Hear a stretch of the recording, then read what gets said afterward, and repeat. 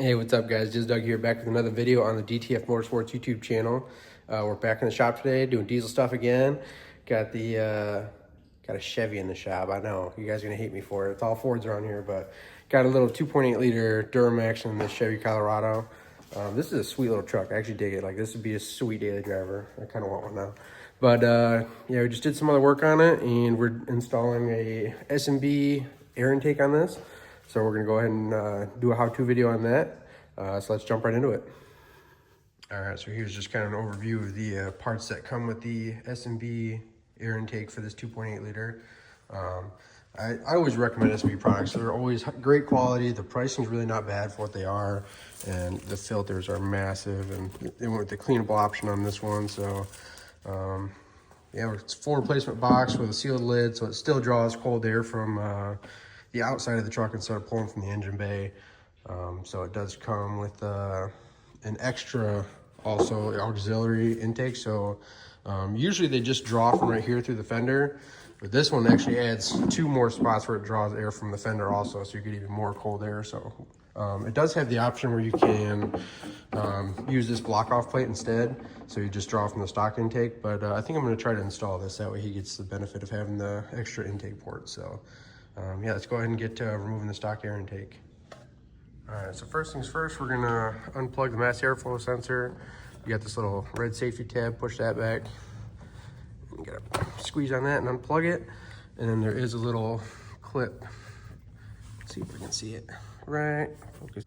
All right, so we got the mass airflow sensor unplugged, and there's just this little metal clip right here that clips onto the plastic of the airbox. So just pop that right off. And then we got a band clamp here, loosen that up, and then there's 4 screws here, here, and right there, and one in that corner, and we'll be able to pull this boot off and then lift the lid out. All right, so we pulled the airbox lid off and pulled the stock air filter out.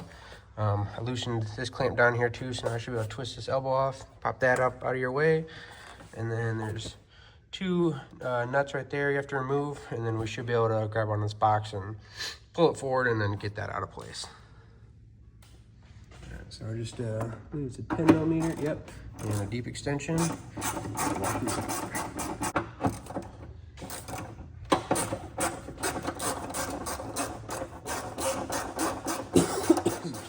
So now we should be able to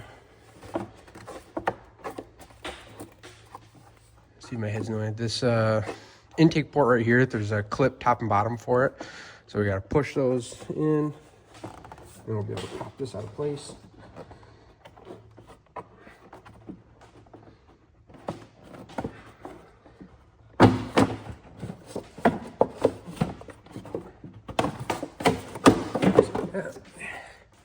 And we got that out. So you can see here the plastic nuts that I was talking about. And let me zoom in on this spot down here. So you can see on this intake piece here, there's just like a little rib right here on the top, and there's one on the bottom too. Just got to push those together. And then there's one little rubber grommet right here that the airbox pops into, so you just got to pull it up. So next, we're going to want to remove this intake piece that goes down to the turbo. So let me adjust the camera here a little bit. It's hard to see, but that worm clamp down there, we're gonna undo that first, and then we have to get this breather hose off. It's one of them like squeeze, pinch together type connections, and just the way it's rotated right now, I can't get my hands on it. So I'm gonna pull that clamp first so I can pull this up out of here, and then I'll have more room to twist this thing around and grab onto it and pinch it. So yeah, we're gonna go ahead and undo that worm clamp, pull that out of there, and then undo the breather hose, and that should be free. All right, so we have the air box out, we have the turbo inlet pipe out, this breather hose is undone. So like I said, this just, you squeeze it and it pops off. It was just a little easier to do after I undid that clamp there. I wasn't sure if we were gonna be reusing this or not, but we're not using it, so we can take this out.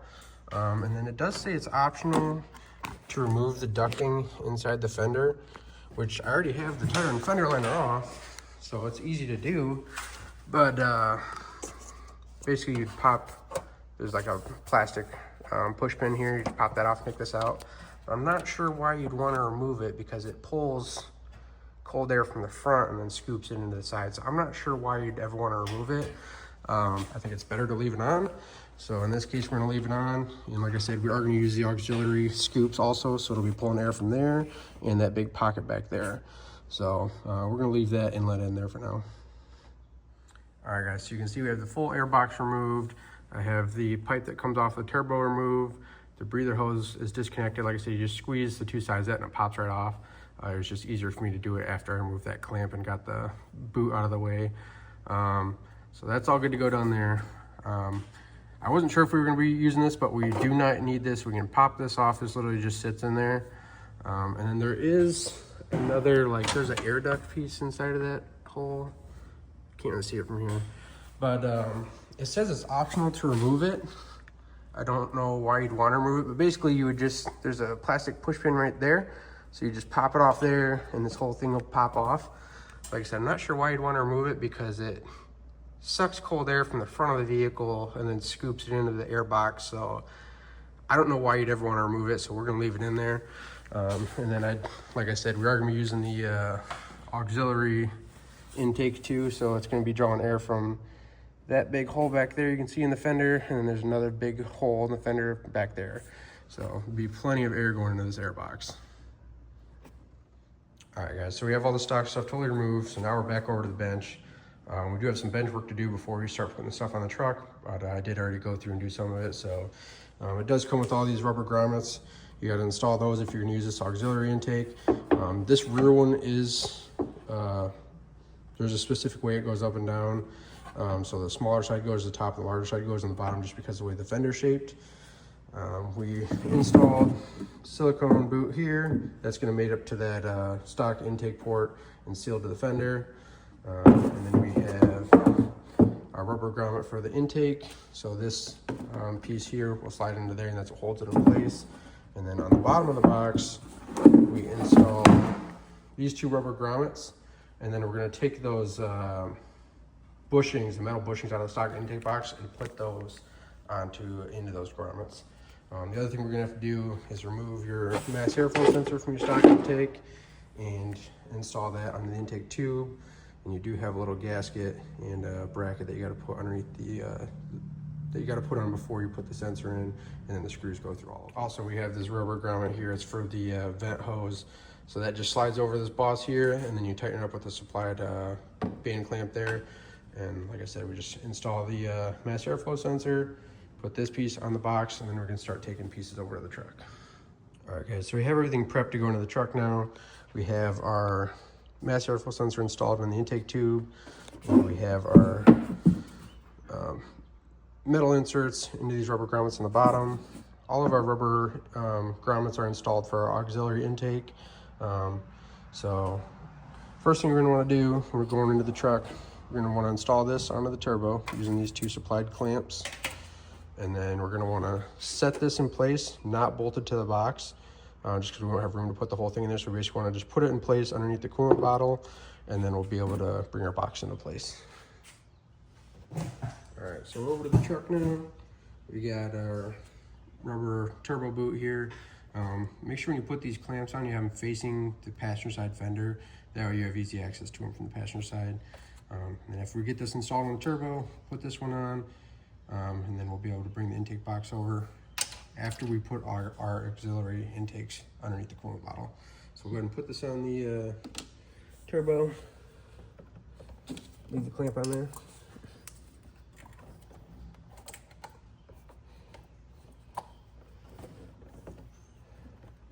Make sure you get that fully seated against the turbo.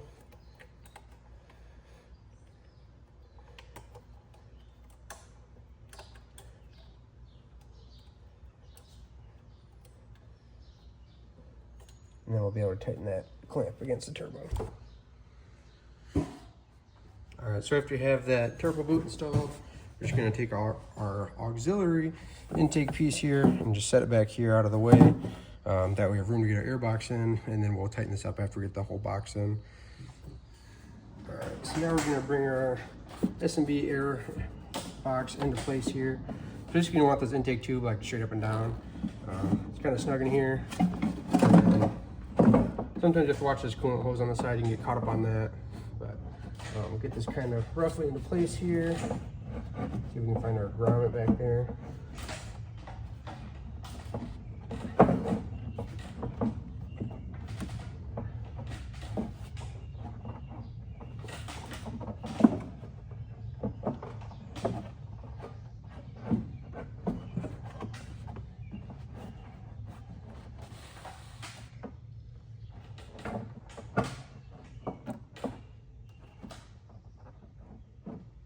Alright, so we got it sitting in the grommet.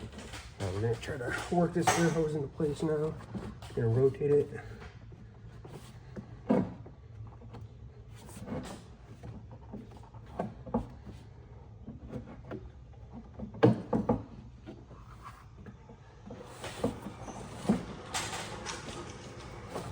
Alright, everything's in place. Alright guys, so we went through and reused the factory nuts down there. Just line the box up with a stud, slide it over, put the two nuts in, and that will line up the bosses right here that goes in the ground. So you just push that down. And then we have that clamp down there. If I get the camera focus. That's installed. That goes from the turbo boot onto the intake tube. And then we also have our vent tube put back on. That literally just presses into place inside of that rubber boot there. Plugged our mass airflow sensor back in. Don't forget your little safety tab here. Lock that sensor into place. And then now we can install our auxiliary intake piece over there. So we're just going to line that up, start the bolts in here, tighten those down. And then I think after that, all we have left is putting the filter in and installing the lid. This is a really huge air filter in here. This thing is massive. It looks really good in the truck, but just a tight squeeze. All right guys, so we used our supplied hardware and we have that auxiliary intake all bolted in. Just 4 7/16 bolts, and it did come with the lock washers and normal washers, so just snug those down and those should be good to go. So now we can bring our air filter in, install that onto the intake tube there, and then install our lid. So we got our new massive washable air filter. Gonna drop that into the box, slide it over the intake tube, and there is like a little bit of a shoulder that it does bottom out on, that way you know you have it all the way on. And then just orient your clamp so it's facing the way you want it, and then we'll snug that up real quick.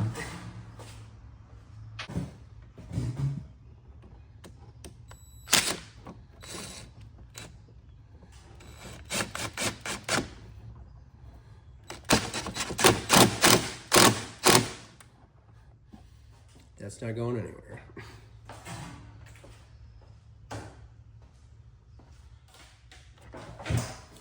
Alright guys, so before we install the lid, they do send you this rubber gasket they have to place into this groove in the box, work it around, and then you'll be able to install the lid. So we're going to start in the middle up here towards the firewall. You don't want to start at a corner just because it'll make it really hard to work its way around. So you can see how easy this goes in, work around the corner.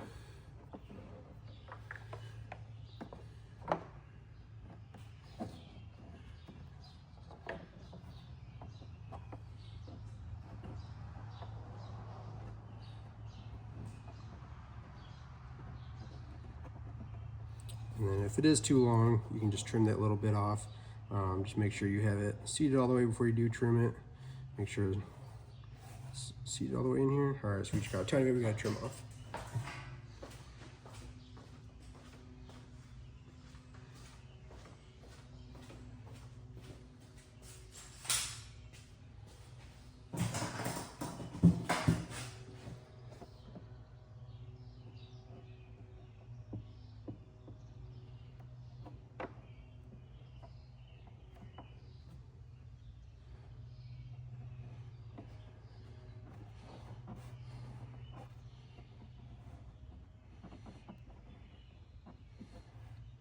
All right, so we have our O-ring grooved. Kind of pinch these two pieces together, make sure you get a nice good seal there at the top. And then we'll grab our lid. There's like some clear plastic we'll pull off of it, set it in place, then use the supplied hardware to attach it. All right, so we have our lid. We're just gonna try to peel back this plastic if I can get a hold of it.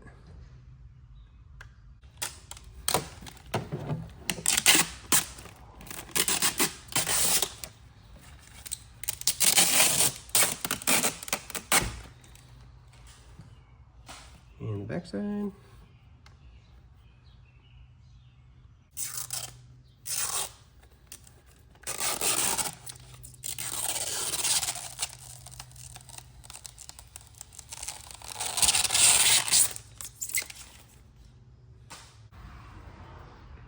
Alright, so then this literally just sits into place here.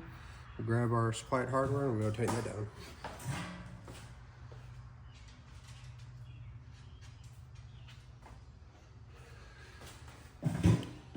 So it does come with 4 plastic washers. They're countersunk, so it does accept these countersink flathead screws. So the screws are a pretty snug fit through that plastic washer, so I ended up starting them. And then we'll just set the whole piece into place here. Just get that one to touch, and we'll go through and install the other 3 and tighten it down.